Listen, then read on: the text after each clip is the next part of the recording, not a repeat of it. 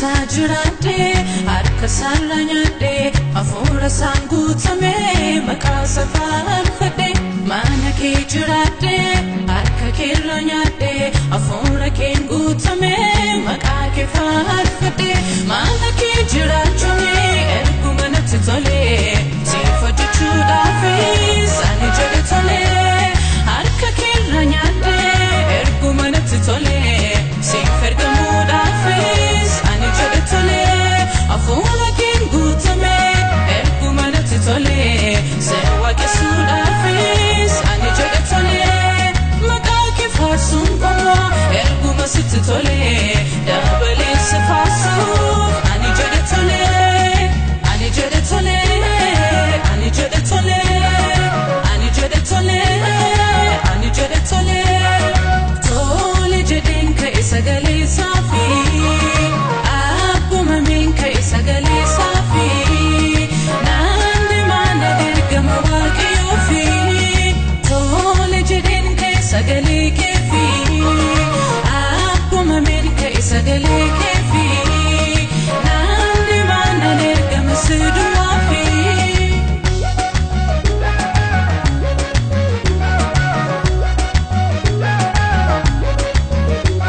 sena ko jujurte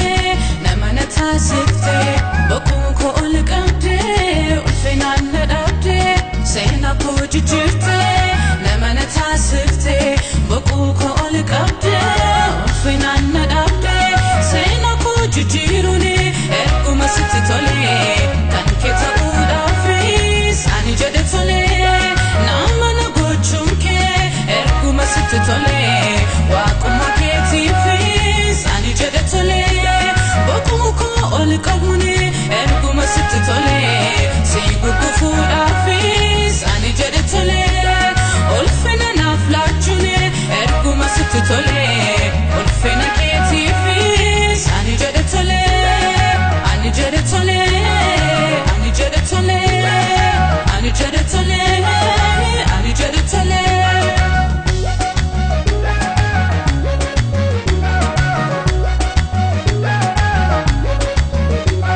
Gofta, gofta, ati hindubata, dubbi, keti, garotolle chifta. Gofta, gofta, ati hindubata, dubbi, keti,